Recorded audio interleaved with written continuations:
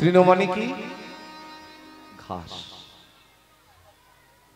সারাদিন ঘাসের ওপরে যে অত্যাচার হয় এটা মনে হয় জগতে আর কারোর প্রতি হয় কিনা সন্দেহ আছে। ঘাসের ওপরে ঘাস যা অত্যাচার সহ্য করে, মাঠে গেলেই বুঝতে পারবেন কত মানুষের পাড়া খাচ্ছে, মারিয়ে চলে যাচ্ছে। ঘাসকে কখনো মাথা তুলে বলতে দেখেছেন যে আমার বড় ব্যথা লেগেছে? বলে বৈষ্ণবের আচরণটা তেমন হওয়া বাঞ্ছনীয়। তৃণের মতো ধৈর্য রাখতে হবে। বলে এই জগতে কজন আর আছে? মালা তিলক নেওয়া মানুষ অনেক সময় ক্রোধ দেখায় বাবা, এটা তো তার সাজে না। এই জাগতিক জগতে আমার নিজের দেখা, বৈষ্ণবতা নিয়ে যে ভজন করে অথচ ক্রোধ যায় নাই বাবা, তাহলে বৈষ্ণবতা রইল না। মারের পরিবর্তে মার হয় না, রক্তের পরিবর্তে রক্ত হয় না, হিংসার পরিবর্তে হিংসা হয় না। আমার কথাগুলো শোনো, এদিকে এদিকে কথা না, আমার কথা শোনো। আমাদের যদি কেউ একটা কটু কথা বলে আমরা 10টা শুনিয়ে দেই, ওটা তো ভজন হলো না। বলে অমুকে বলেছে, বলো, শুনে যাও। নিতাই চাঁদের শিক্ষা ছিল, আপনারা তো জানেন, জগাই মাদাই উদ্ধারের কথা। মাধাই কলসির কানা ছুঁড়ে মারল নিতাই চাঁদের ললাট। এমন আমাদের যদি কেউ ওইভাবে মারতো, রক্ত ঝরে পড়তো, ছেড়ে দিতাম? এটাই তো ব্যাপার। নিতাই চাঁদ উল্টে কি করলো? বলে তুই মেরেছিস কলসির কানা, তাই বলে কি আমি তোকে প্রেম দেব না? আমরা নিতাই গৌড়ের দেশের মানুষ, বাংলার মাটিতে জন্ম, কত ভাগ্যবান ভাগ্যবতী আমরা যে বাংলার মাটিতে ওই ছেলে দুটোর চরণ পড়েছিল। ধন্যই মানব জীবন। আর তার থেকেও বড় কথা, আমি ধন্য হিন্দু বাঙালি। এটা আমার সব থেকে বড় পরিচয়। নিতাই চাঁদ বললেন, মাদাই রে, তুই আমার বহিরঙ্গে আঘাত করেছিস, আর আমি তোর অন্তরঙ্গে এমন আঘাত করব যাতে সেই আঘাতে জর্জরিত হয়ে তুই সারা জনম ধরে হা গৌর বলে কাঁদিতে পারিস। এই আঘাতে এতটুকু ব্যথা লাগবে না রে। এই আঘাতে একটা জিনিস আসবে, সেটা হচ্ছে অনুরাগ। মাথায় রাখিস মাদাই, অনুরাগ না হলে কখনো তার জন্য দুফোঁটা চোখের জল ঝরে পড়ে না। এখন তো আমরা ফাজলামি বেশি শুনি, রঙ্গরস বেশি শুনি, এই জন্য ভক্তির আধার নষ্ট হয়ে যাচ্ছে বাবা। বিনা প্রেম সে নাহি মেলে বোঝের বোজেন্দ্র নন্দন, প্রেম ছাড়া তাকে পাওয়া যায় না। তরুরিব সহিষ্ণু না তরু মানে বৃক্ষ। দেখো গাছ আমাদের কত কিছু দিয়ে থাকে, সহজ সরল ভাবে বলছি। গাছের কাঠ থেকে শুরু করে ফুল পাতা ফল সবই তো মানুষের নিত্য প্রয়োজনীয় জিনিস। কিন্তু সেই গাছটাকে যখন নির্মম ভাবে কেটে ফেলা হয়, কখনো দেখেছো গাছ বলে আমার বড় ব্যথা লেগেছে? বলে বৈষ্ণবের আচরণটা তেমন হওয়া বাঞ্ছনীয়। আর অমানি না মানদেন, এটা আরো কঠিন শব্দ। অমানি ব্যক্তিকে যিনি মান দিতে জানেন, এই জগৎ মাঝে দেখবেন চোর ডাকাত গুন্ডা বদমাশ মাতাল এদের সমাজ মান দেয়? দেয় না। চোরকে মান দেবে, ডাকাতকে মান দেবে, মাতালকে মান দেবে? দেবে না। কিন্তু আমার নিতাই গৌর দুই ভাই, বিশেষ করে নিতাই চাঁদ, সবাইকেই মান দিতে শেখালেন। দেখি না, যে হাতটা দিয়ে অপকর্ম করেছে সারা জনম ধরে, সেই হাত আমি চেষ্টা করে দেখি না সেই হাতটা সাধুর চরণে পৌঁছে দেওয়া যায় কিনা, সেই হাতটা বৈষ্ণবের চরণে পৌঁছে দেওয়া যায় কিনা। এই অমানি ব্যক্তিকে যিনি মান দিতে শেখালেন, তিনি হচ্ছেন আমার দয়াল করুণাময় নিতাই চাঁদ। এই জন্যই তো তিনি করুণাময়। নিতাই আশ্রয় তত্ত্ব, গৌর হচ্ছে বিষয় তত্ত্ব। লীলার কারণে ভিন্ন দেহ। এই প্যান্ডেলের পেছনে কিছু বাচ্চা আছে, দেখুন তো। আশ্রয় গ্রহণ না করলে বিষয় ভোগ করা যায় না। ভজন কাকে বলে? যত প্রেমের ওজন বৃদ্ধি করতে পারবেন ততই ভজনের ঊর্ধ্বে পৌঁছে যাবে। প্রেম মানে কি? ভালোবাসা। তো যে কথাটা বলছিলাম, শুধু জল মিষ্টি দিলেই, সেবা করলেই ভালোবাসা হয় না। অনেকে তো লোক দেখানো ভালোবাসা করে, তাই না? আমার অনেক টাকা পয়সা আছে, আমি রাজভোগ দিয়ে দিলাম ভগবানকে সোনার থালায়, খাবে না। আপনি দিলেই তিনি খাবে, এটা যেন কখনো ভাববেন না।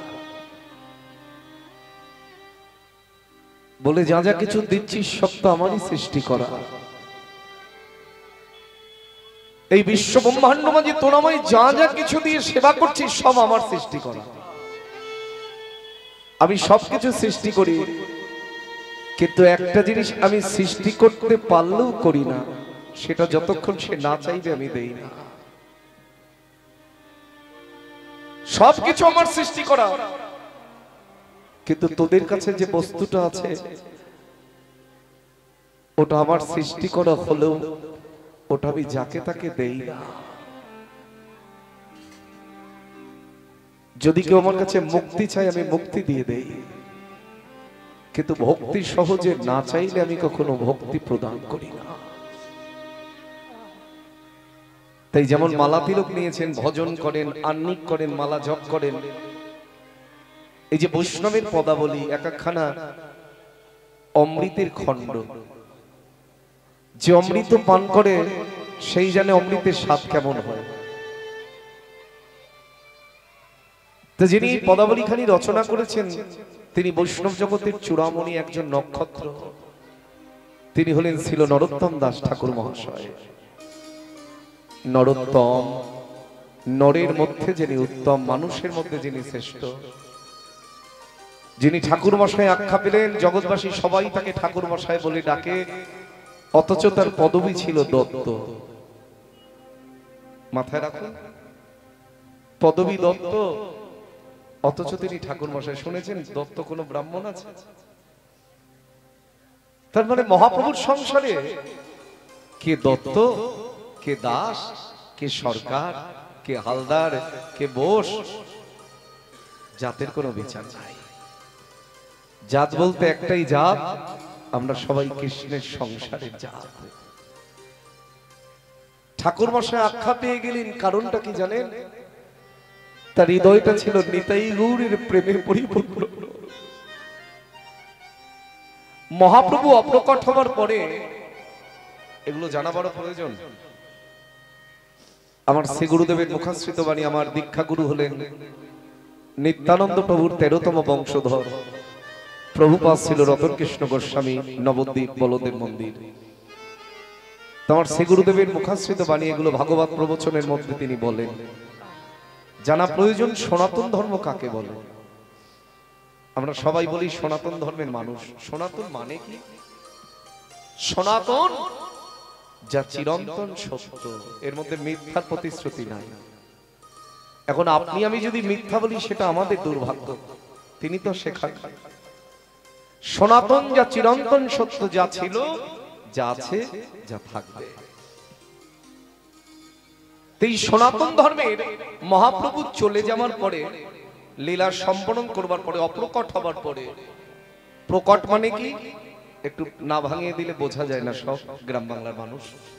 প্রকট মানে কি? যখন লীলা বর্তমান থাকে তখন তাকে বলা হয় প্রকট, আর লীলা যখন সম্বরণ হয়ে যায়, অতীত হয়ে যায়, তখন তাকে বলা হয় অপ্রকট। লীলা সম্বরণ করলে। তো মহাপ্রভু অপ্রকট হওয়ার পরে তিনজন ব্যক্তি সনাতন ধর্মের প্রবর্তক ছিলেন। এই তিনজন কারা? যারা সনাতন ধর্মকে মাথায় করে রেখেছেন, না হলে সনাতন ধর্ম লুপ্ত হয়ে যেত। এই তিনজন ব্যক্তি হলেন, একজন যার পদাবলী এই মুহূর্তে আমরা স্মরণ করছি, তিনি হচ্ছেন ছিল নরোত্তম দাস ঠাকুর মহাশয়। 2 নম্বর ব্যক্তি শ্রীনিবাস আচার্য। কালকে কালকে নয়, কবে 64 মহন্তের ভোগ আছে? হ্যাঁ, সোমবার দিন। বাহ, 64 মহন্তের ভোগ এ কি প্রথম হচ্ছে? আপনাদের কি বলে ধন্যবাদ জানাবো, আমার ভাষা নাই। আমি দক্ষিণ চব্বিশ পরগনায় দীর্ঘ ধরুন আমার কীর্তনের বয়স চলছে 22 বছর পার হয়ে গেছে, কীর্তন গাইছি। তার মধ্যে 20 বছর ধরুন দক্ষিণে গান করছি, সেই শুরু থেকে। আজ পর্যন্ত আমার চোখে পড়েনি কোথাও 64 মহন্তের ভোগ হয়। আমি জানি না কোথাও হয় কিনা, ইউটিউবে এরা প্রচারও করবে, কিন্তু আমি দেখিনি। আর বেশিরভাগ ক্ষেত্রেই দেখেছি ভুলে ভরা ভোগ আরতি। রাত্রিবেলায় ভোগ হচ্ছে মিনিমাম জায়গায়, এই মিনিমাম বলবো কেন, এটা ম্যাক্সিমাম জায়গায়। রাত্রিবেলায় কখনো মধ্যাহ্ন ভোগ হয় না, এটা অপরাধ, অপরাধ, অপরাধ, মহা অপরাধ। মধ্যাহ্নকালীন ভোগ আরতি সেটা যদি রাত্রিবেলা হবে বাবা, কখনো হতে পারে না। সকালের নাম যদি তুমি সন্ধ্যাবেলায় করো হবে। এখন যদি আমি ভোরবেলায় শুরু করি হরে কৃষ্ণ হরে, হবে? আবার মধ্যাহ্নকালীন ভোগ আরতির সময় যদি এই সুরে গান করি হবে? হবে না। প্রভাত হলেই তখনই দেখবেন সুরের তারতম্য আলাদা। তিনটি ভাগ আছে, প্রভাতে একরকম, মধ্যাহ্নে একরকম, সন্ধ্যায় একরকম। আর ভোগ আরতি হচ্ছে মধ্যাহ্নকালীন। আর ভোগ আরতির নিয়ম হচ্ছে বেলা 12টা থেকে 2টোর মধ্যে, 2টো পার হলে ভোগ রাগ হয়, তাহলে বারবেলা পড়ে। মাথায় রাখবেন, যা করুন ওই 2টোর আগে। যারা মহাত্মাগণ আছেন তারা চেষ্টা করেন 12টার মধ্যেই ভোগ লাগানো। আর 64 মহন্তের ভোগের সময়ও অনেকটা লাগবে, আর এই জায়গাটা প্রায় পুরোই লেগে যাবে। এই যাদের নাম করছি না, এরাও 64 মহন্তের মধ্যে পড়ে যাবে। এই যে যাদের নাম উচ্চারণ করছে, এখন অনেকে তো জানে না মহন্ত কাকে বলে। আমরা বলি না মহন্ত বিদায়। মহন্ত বিদায় হয়ে গেল মানে উৎসবের সমাপন হয়ে গেল।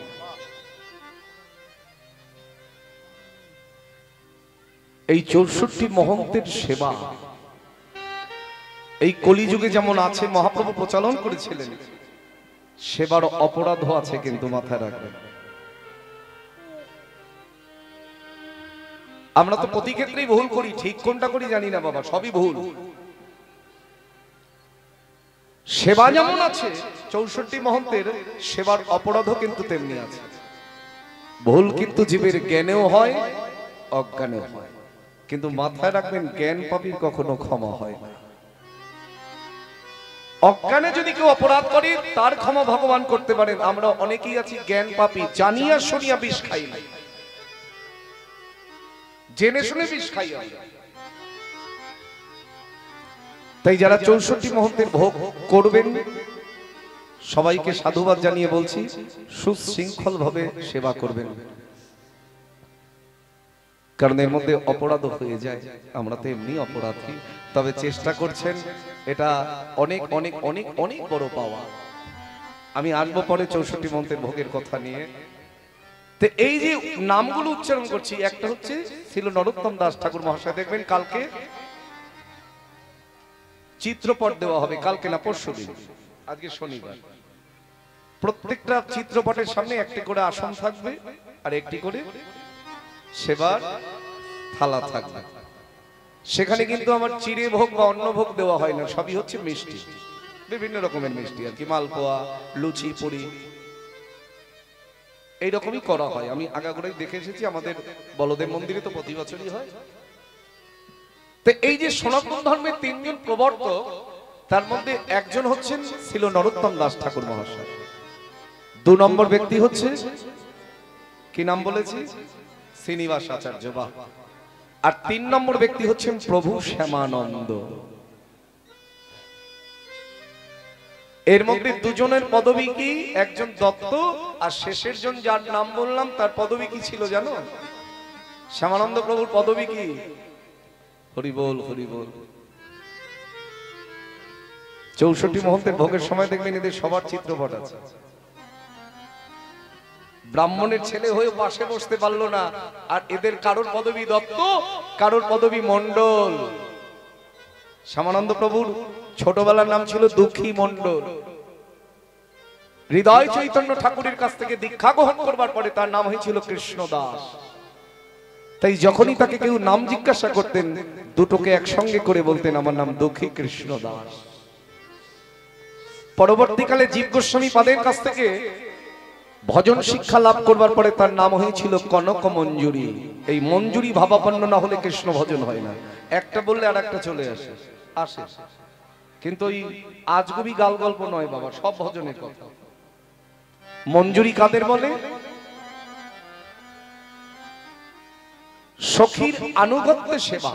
এই এলো আবার আর একটা নাম মনে পড়লো, সখী চরণ দাস বাবাজি। আমার সঙ্গে বহুদিনের সম্পর্ক, প্রণাম জানাই তার চরণের শত শত শত কোটি। আপনাদের এখানে অনেকেই বাবাজির শিষ্য। সখী চরণ দাস বাবাজি, সখীর আনুগত্যে সেবা। জন্মের মঞ্জুরি কাদের বলে? যারা রাধানীর চরণ সেবা করে তাদের বলা হয় সখী, আর সখীর আনুগত্যে যারা সেবায় করে তাদের বলা হয় মঞ্জুরি। সখীর চরণ যারা সেবা, এক একটা ঘর আছে মঞ্জুরি ভাবাপন্ন না হলে কৃষ্ণ ভজন হয় না, মঞ্জুরি ভাবাপন্ন হতে হবে। তাই জীব গোস্বামী পাদ দুঃখী কৃষ্ণদাসের নাম দিয়েছিল কনক মঞ্জুরি। যারা বুঝতে পারছেন খুব ভালো, বুঝতে না পারলেও ভালো, কারণ শুনে যান একদিন ঠিক বুঝে যাবে। সবার জন্য সবকিছু নয় বাবা। আর যখন নিকুঞ্জ মন্দির ঝাড়ু দিতে গিয়ে রাধারানী নূপুর কুড়িয়ে পেয়েছিলেন, যে তিলকের নাম নূপুর তিলক। বাবা তোমার কোন ঘরের তিলক? এটা কোন ঘর জানো? এটা হচ্ছে গদাধর পরিবার। আমি যে দাঁড়িয়েছি, আমি অনেকে জিজ্ঞাসা করি তিলকের পরিবার কি। আজকে যেমন ওকে জিজ্ঞাসা করেছি, এই তো তিলকের ঘর কি রে? বলছে আমি প্রতিদিন এক এক রকম করি। বাহ, ছোট্ট বাচ্চা, যাই হোক এখনো শেখেনি, শিখবে। তাই বললাম শেখ আগে এগুলো। কেউ যদি জিজ্ঞাসা করে তিলক করেছিস, মন গড়া তিলক করলে তো হবে না। প্রত্যেকে এক একটা ঘর আছে। কেউ নিতাই চাঁদের বংশের থেকে দীক্ষা, নিত্যানন্দ পরিবারের থেকে দীক্ষা, যেমন আমাদের তিলক। কেউ অদ্বৈত পরিবারের আশ্রিত, অদ্বৈত আচার্যের ঘরের তিলক। কেউ গদাধরের পরিবারের আশ্রিত, কেউ নরোত্তম দাস ঠাকুরের পরিবারের আশ্রিত, কেউ শ্যামানন্দ প্রভুর পরিবারের আশ্রিত। জানতে হবে বাবা। আবার রামানুজ আছে, অনেক রকম সম্প্রদায় আছে। তো যাই হোক, এই যে নূপুর তিলক কে দিয়েছিলেন সাক্ষাৎ রাধারানী, ওই নূপুরটা দিয়ে, যে নূপুরটা কুড়িয়ে পেয়েছিল শ্যামানন্দ প্রভু, সেই নূপুরটা দিয়ে তিলকে দিয়েছিলেন। আর সঙ্গে সঙ্গে ললাটের নূপুর আকৃতির তিলক হয়ে গিয়েছিল। তাহলে এই তিনজন ব্যক্তি হচ্ছে সনাতন ধর্মের প্রবর্তক। কি কি নাম? নরোত্তম দাস ঠাকুর, শ্রীনিবাস আচার্য, শ্যামানন্দ প্রভু। বা আবার এই তিনজন হচ্ছেন ভাবাবেশ অবতার। বলে সেটা কেমন? ভালো লাগছে না? এই তিনজন হচ্ছে ভাবাবেশ অবতার। একজন হচ্ছেন অদ্বৈতাচার্য প্রভুর ভাবাবেশ অবতার, একজন হচ্ছে নিত্যানন্দ প্রভুর ভাবাবেশ অবতার। আমি আলোচনা করতাম না, শুধু পরিবেশটা অন্যরকম দেখলাম তাই করছি।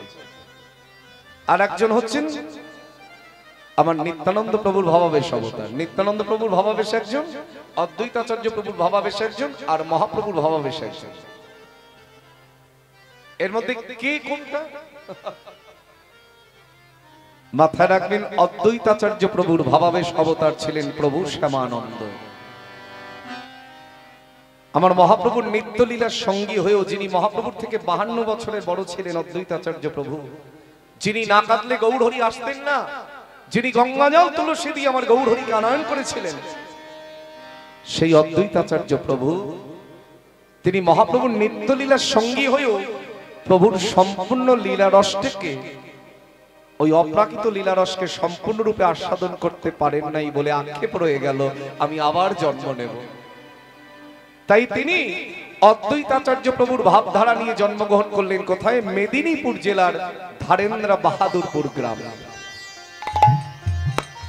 যার নাম প্রভু শ্যামানন্দ। গেল একজন। 2 নম্বর, নিত্যানন্দ প্রভুর ভাবাবেশ অবতার। তিনি কে ছিল? নরোত্তম দাস ঠাকুর মহাশয়। আর 3 নম্বর ব্যক্তি হচ্ছেন শ্রীনিবাস আচার্য, যাকে বলা হতো মহাপ্রভুর দ্বিতীয় কলেবর। তিনজন তিন ভাবধারা নিয়ে আবির্ভূত হয়েছে। হরি বল, হরি বল। তা এই যে 64 মন্ত্রের ভোগ হয়, এর মধ্যে তার পারিষদগণেরা সবাই রয়েছে বাবা। দেখবেন পঞ্চতত্ত্ব গাইবেন, তার মধ্যে পেয়ে যাবেন। হরি বল, হরি বল। আজকে কি বলছেন ছিল নরোত্তম দাস ঠাকুর মহাশয়? শ্রী গৌরাঙ্গের দুটি পদ যার ধন সম্পদ। সম্পদ কাকে বলে? টাকা পয়সা, বাড়ি গাড়ি, আত্মীয় স্বজন, এগুলো সম্পদ।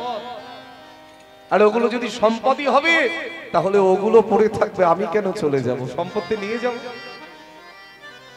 তাহলে জাগতিক জগতে আমরা যাকে সম্পদ হিসেবে গ্রহণ করলাম, আদৌ সেটা আমার সম্পদ কিনা আমি একবারের জন্য চিন্তা করে দেখলাম না।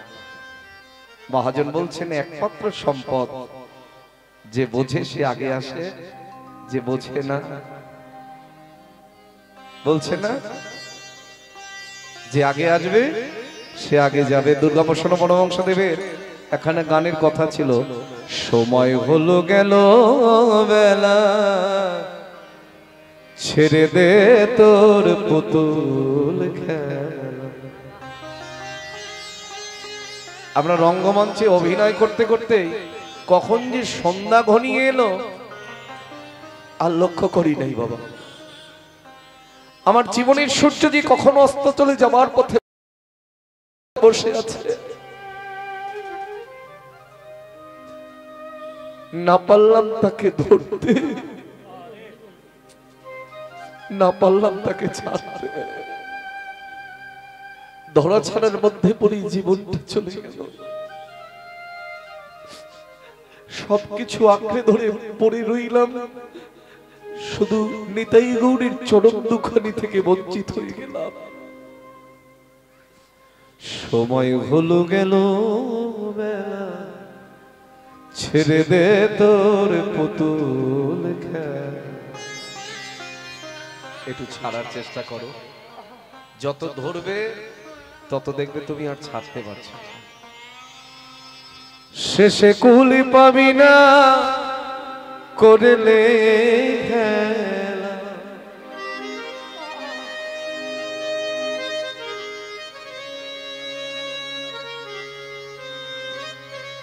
শেষে কুলি পাবি না করলে খেলা।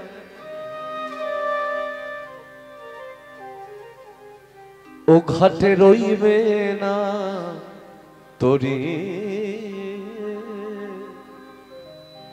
গুরু ডাকেন বসে পার ঘাটেতে, আয় তোরা।